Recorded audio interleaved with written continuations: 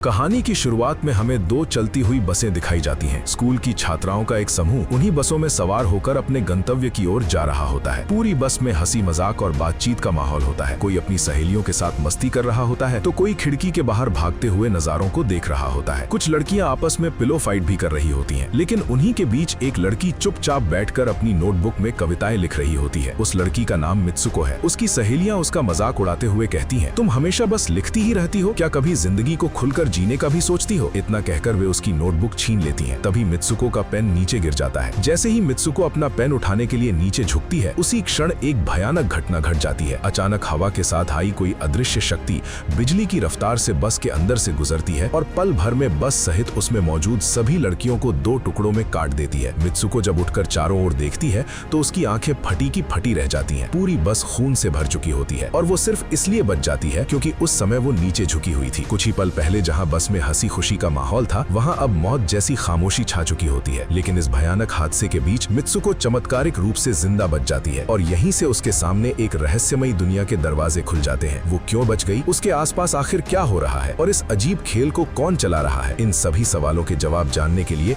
हमें फिल्म को आखिर तक देखना होगा। तो बिना समय बर्बाद किए देखते हैं कि आगे क्या होने वाला है। इसके बाद हम देखते हैं कि डरी हुई मित्सुको तेजी से बस से उतरकर भागने लगती है। चारों तरफ सिर्फ कटी हुई लाशें बिखरी पड़ी होती हैं, जिन्हें देखकर किसी का भी खून जम जाए। दौड़ते दौड़ते मित्सुको को एहसास होता है कि हमला करने वाला कोई इंसान या जानवर नहीं बल्कि एक अदृश्य हवा है। वो रहस्यमयी हवा अब उसका भी पीछा करने लगती है। भागते समय उसे सामने कुछ और लड़कियां दिखाई देती हैं और वो उन्हें नीचे झुकने के लिए चिल्लाकर कहती है, लेकिन तब तक बहुत देर हो चुकी होती है। वो हवा उनके शरीरों को चीरते हुए निकल जाती है। वो केवल एक लड़की को बचाने में सफल हो पाती है। इसके बाद वो कुछ साइकिल सवार लड़कियों को भी चेतावनी देने की कोशिश करती है, लेकिन उनका भी वही हश्र होता है। यहाँ तक कि जिस लड़की को मित्सुको ने बचाया था वो भी उसी रहस्यमयी हवा का शिकार होकर दो टुकड़ों में बढ़ जाती है। एक एक करके सभी लोग मरने लगते हैं और मित्सुको अकेली जिंदा बचती है। अपनी जान बचाने के लिए भागते भागते वो एक नदी के किनारे पहुंचती है, जहां वो अनगिनत लाशों को पड़ा हुआ देखती है। ये दृश्य देखकर वो और भी ज्यादा डर जाती है। नदी के किनारे पहुंचकर वो वहां पड़ी एक छात्रा की स्कूल यूनिफॉर्म पहन लेती है। इसके बाद वो पूरी ताकत से जंगल के अंदर दौड़ने लगती है। दौड़ते दौड़ते वो एक स्कूल में पहुंच जाती है, जहाँ उसके जैसी कई छात्राएं मौजूद थी। वो हैरानी से सब कुछ देख रही थी। तभी एक लड़की उसके पास आकर पूछती है कि वो कैसी है। वो लड़की खुद को मित्सुको की सबसे अच्छी दोस्त बताती है। उसका नाम आकी था। वहाँ की कई दूसरी लड़कियां भी मित्सुको से ऐसे बात कर रही थी मानो वे उसे बहुत पहले से जानती हो। लेकिन मित्सुको पूरी तरह उलझन में थी। उसे समझ नहीं आ रहा था कि आखिर हो क्या रहा है। अचानक बाहर फिर से तेज हवा चलने लगती है। घबराकर मित्सुको नीचे बैठ जाती है और फिर दौड़कर इमारत के अंदर चली जाती है। उसकी दोस्त आकी कुछ समझ नहीं पाती और उससे पूछती है कि वो इतनी डरी हुई क्यों है। इसके बाद जब वे स्कूल के कॉरिडोर से गुजर रही थी, तब उनकी मुलाकात अपनी दो शिक्षिकाओं से होती है। वे भी मित्सुको से पूछती हैं कि वो इतनी अजीब क्यों लग रही है, लेकिन मित्सुको उनके सवाल का कोई जवाब नहीं देती। फिर आकी उसे एक जगह ले जाती है और उससे पूछती है कि आखिर उसके साथ क्या हुआ है और वो ऐसा अजीब व्यवहार क्यों कर रही है। तब मित्सुको उसे सब कुछ बता देती है। वो बताती है कि उसने एक सपना देखा था जिसमें एक अदृश्य हवा ने सभी लोगों को मार दिया था और फिर वो किसी तरह यहाँ आ गई। उसकी सारी बातें सुनने के बाद आकी उसे खिड़की के पास ले जाती है और कहती है, देखो ये तो बस सामान्य हवा है। ये सुनकर मित्सुको का मन थोड़ा शांत हो जाता है। वो सोचने लगती है कि शायद ये सब सिर्फ एक बुरा सपना था। इसके बाद आकी उसे उनकी क्लासरूम में ले जाती है और अपनी दो और सहेलियों तेइको और सुरु से मिलवाती है। सुरु का स्वभाव थोड़ा अजीब था। फिर वे चारों क्लास छोड़कर एक झील के किनारे जाने की योजना बनाती हैं। वहाँ वे खूब मस्ती करती हैं और एक दूसरे के साथ बातें करती हैं। इसी दौरान सुरु कुछ अजीब बातें करने लगती है। वो कहती है, हो सकता है कि कहीं एक ऐसी दुनिया भी हो जहाँ सब कुछ हमारी दुनिया के बिल्कुल उल्टा होता हो। शायद हमने ऐसी चीजें भी देखी हो जो हमने कभी की ही नहीं। हो सकता है कि हमारी किस्मत पहले से तय हो, लेकिन कभी कभी हम कुछ अप्रत्याशित करके अपनी किस्मत बदल सकते हैं। ये कहते हुए वो पास की झील में एक पत्थर फेंकती है। तभी अचानक पानी के अंदर से एक विशाल मगरमच्छ निकलकर तेइको पर हमला कर देता है। चारों तरफ खून फैल जाता है। ये दृश्य देखकर मित्सुको और आकी पूरी तरह स्तब्ध रह जाती हैं। लेकिन अगले ही पल पता चलता है कि ये सब सिर्फ सुरु की कल्पना थी। अगर आपने अभी तक चैनल को सब्सक्राइब नहीं किया है तो अभी कर लीजिए और अगर वीडियो पसंद आए तो एक लाइक भी जरूर कर दीजिए। आगे और भी कई दिलचस्प वीडियो आने वाले हैं, इसलिए हमारे साथ जुड़े रहिए। उसके बाद उन्हें वहाँ कुछ तकिए दिखाई देते हैं और वे उन्हीं के साथ खेलने लगती हैं। कुछ समय इस तरह बिताने के बाद वे फिर से स्कूल लौट आती हैं, लेकिन मित्सुको के दिमाग से वे अजीब घटनाएं किसी भी तरह निकल नहीं रही थीं। जब वे क्लास में बैठी थीं, तभी उनकी टीचर क्लास में आती है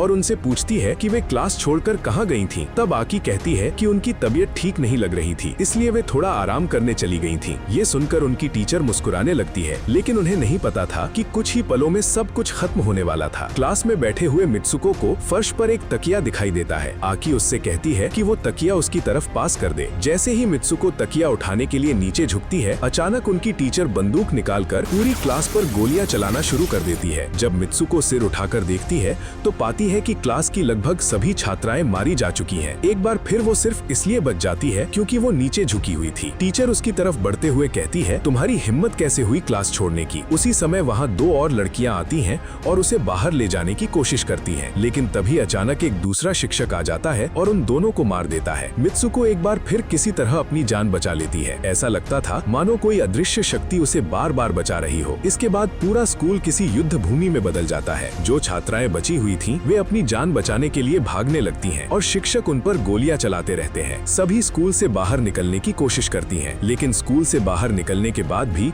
खतरा खत्म नहीं होता। बाहर आते ही वही रहस्यमयी हवा फिर से सभी को 2 हिस्सों में काट देती है और एक बार फिर केवल मित्सुको ही जीवित बचती है। वो किसी तरह भागते भागते एक पुलिस स्टेशन पहुंच जाती है। वो इतनी ज्यादा डरी हुई थी कि पुलिस को कुछ भी नहीं बता पा रही थी, लेकिन उसे नहीं पता था कि वहाँ उसके लिए इससे भी बड़ा झटका इंतजार कर रहा था। पुलिस अधिकारी पहले समझ नहीं पाता कि मित्सुको के साथ क्या हुआ है। वो बार बार उससे पूछता है कि आखिर क्या बात है, लेकिन मित्सुको कुछ भी नहीं बता पाती। तभी अचानक वो पुलिस अधिकारी उसे केइको कहकर बुलाता है और पूछता है कि वो स्कूल की यूनिफॉर्म पहनकर क्यों घूम रही है और ऐसा अजीब व्यवहार क्यों कर रही है। लेकिन मित्सुको को तो कुछ भी समझ नहीं आ रहा था। इसके बाद जब उसे आईना दिखाया जाता है तो वो हैरान रह जाती है। वो देखती है कि उसका चेहरा पूरी तरह बदल चुका है। वो किसी दूसरी लड़की में बदल गई है। चारों तरफ के लोग उसे केइको नाम से बुला रहे थे। फिर वो पुलिस अधिकारी उसे अपनी गाड़ी में बैठाकर एक शादी के वेन्यू की ओर ले जाता है। रास्ते भर लोग उसे केइको केइको कहकर पुकारते रहते हैं और मित्सुको हैरानी से उनकी तरफ देखती रहती है। वहाँ मौजूद सभी लोग उसे देखकर खुशी से झूम उठते हैं। सभी उसके साथ ऐसा व्यवहार कर रहे थे जैसे वे उसे बहुत पहले से जानते हों। लेकिन मित्सुको खुद ही समझ नहीं पा रही थी कि उसे यहाँ क्यों लाया गया है और ये लोग आखिर कौन हैं। उसके चारों ओर हो रही घटनाएं उसे किसी रहस्यमयी पहेली की तरह लग रही थी। इसके बाद कुछ लड़कियां उसे एक मेकअप रूम में ले जाती हैं। थोड़ी ही देर में मित्सुको को समझ आ जाता है कि यहाँ उसकी शादी की तैयारी की जा रही है। तभी वहाँ उसकी दोस्त आकी भी दिखाई देती है। आकी को देखकर मित्सुको को काफी राहत मिलती है, लेकिन वो उतनी ही ज्यादा हैरान भी हो जाती है क्योंकि मित्सुको तो उस क्लासरूम में मर चुकी थी। आकी मित्सुको को देखते ही पहचान लेती है और उससे अलग जाकर बात करती है। मित्सुको बार बार उससे पूछती है कि ये सब क्या हो रहा है और क्यों हो रहा है। तब आकी उससे कहती है कि वो शांत रहे और सिर्फ उसकी बात माने। इसके बाद आकी मित्सुको को खूबसूरत शादी का जोड़ा पहनाकर तैयार कर देती है। तभी वहाँ कुछ लड़कियां आ जाती हैं, लेकिन अचानक आकी उन सभी पर हमला कर देती है और एक एक करके सबको मार डालती है। फिर वो मित्सुको से भी वही करने के लिए कहती है। इसके बाद आकी मित्सुको के हाथ में एक टूटी हुई कांच की बोतल देकर उसे शादी के वेन्यू में जाने को कहती है। मित्सुको उसके कहे अनुसार वहाँ पहुँच जाती है। शुरुआत में सभी लोग उसका बहुत अच्छे से स्वागत करते हैं, लेकिन धीरे धीरे उनका व्यवहार अजीब होने लगता है। वे उसे गालियां देने लगते हैं। जब मित्सुको को स्टेज की ओर ले जाया जाता है तब वो ऐसा दृश्य देखती है जो उसकी कल्पना से भी परे था। जहाँ किसी इंसान के होने की उम्मीद थी, वहाँ एक बंद ताबूत रखा हुआ था। जैसे ही ताबूत का ढक्कन खोला जाता है, उसके अंदर से सुअर जैसे चेहरे वाला एक अजीब जीव बाहर निकलता है। उसका ऊपरी शरीर सुअर जैसा था, जबकि निचला हिस्सा इंसान जैसा दिख रहा था। डर के मारे मित्सुको अपने पास मौजूद टूटी हुई कांच की बोतल से उस जीव पर हमला कर देती है। इसके साथ ही वहाँ अफरा तफरी मच जाती है।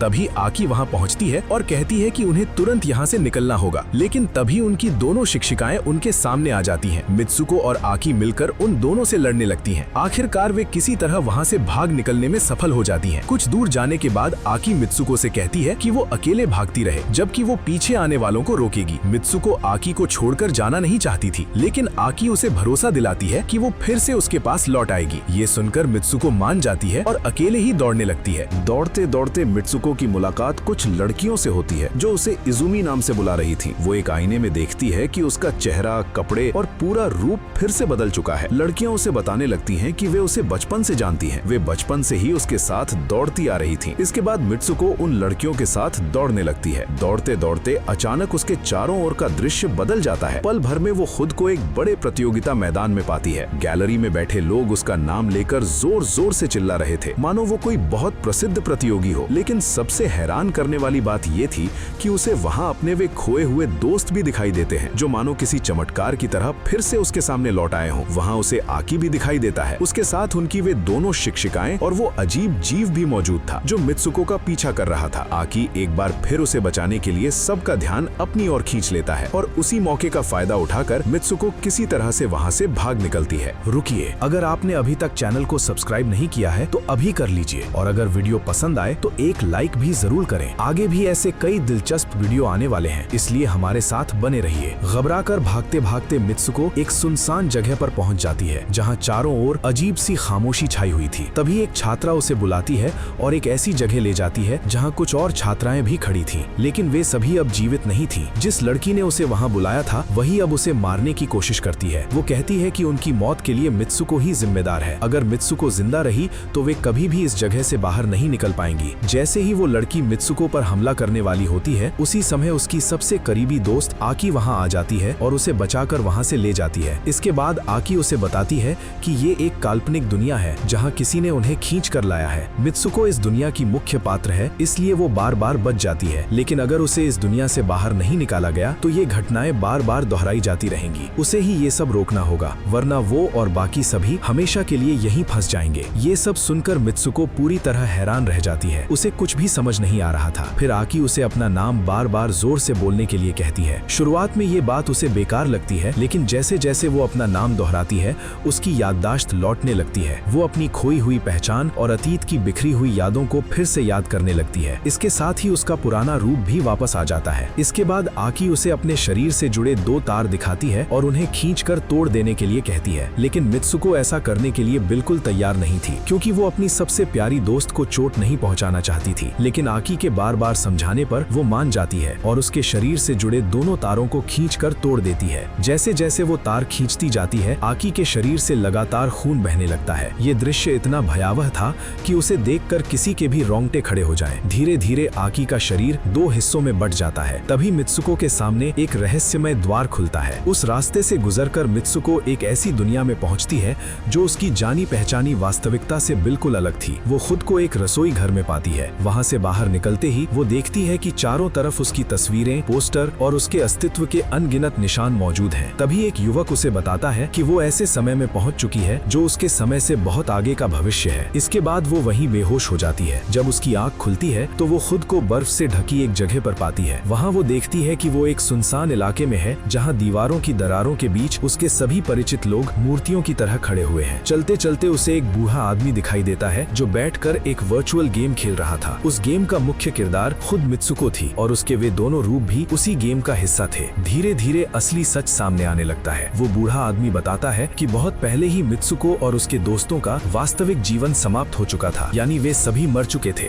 तब उसने उनका डीएनए सुरक्षित रख लिया था और बाद में उन्नत तकनीक की मदद से उनके अस्तित्व को दोबारा बनाया गया। जिस दुनिया को वो अब तक वास्तविक समझ रहे थे वो दरअसल एक विशाल कृत्रिम व्यवस्था थी, एक नियंत्रित खेल का मैदान। वहाँ वे देखते हैं कि मित्सुको, आकी और उनके बाकी सभी दोस्तों को एक बड़े डिब्बे के अंदर रखा गया है। इसके बाद वही युवक फिर दिखाई देता है जो मित्सुको को अपने पास बुला रहा था। मित्सुको उसकी ओर बढ़ती है, लेकिन तभी उसे अपनी दोस्त सुरु की कही हुई हर बात याद आने लगती है कि किस्मत पहले से तय हो सकती है, लेकिन इंसान चाहे तो उसे बदल भी सकता है। इन बातों को याद करने के बाद मित्सुको फैसला करती है कि अब वो अपनी किस्मत खुद बदलेगी। वो इस पूरे गेम को खत्म कर देगी और किसी के हाथ की कठपुतली बनकर नहीं रहेगी। फिर वो उस युवक को मार देती है और उसके साथ साथ पूरे गेम को भी नष्ट कर देती है। आखिर में मित्सुको खुद को भी समाप्त कर देती है। इसके बाद कहानी फिर उसी बस वाले दृश्य में लौटती है जहाँ से ये यात्रा शुरू हुई थी, लेकिन इस बार कोई रहस्यमय हवा किसी को नुकसान नहीं पहुँचाती। मित्सुको खुद अपने हाथ में मौजूद पेन से अपनी जान ले लेती है। इसके बाद शादी के स्थल पर मौजूद केइको और प्रतियोगिता में मौजूद इज़मी भी खुद को समाप्त कर देती है। ये सब देखकर ऐसा लगता है कि मित्सुको की यात्रा यहीं समाप्त हो गई है, लेकिन कहानी अभी खत्म नहीं हुई थी। आखिरी दृश्य में एक बर्फ से ढकी वीरान जगह दिखाई जाती है जहाँ एक लड़की धीरे धीरे अपनी आंखें खोलती है और वो कोई और नहीं बल्कि खुद मित्सुको होती है। इसी के साथ रहस्य, कल्पना और भावनाओं से भरी इस अद्भुत यात्रा का समापन होता है।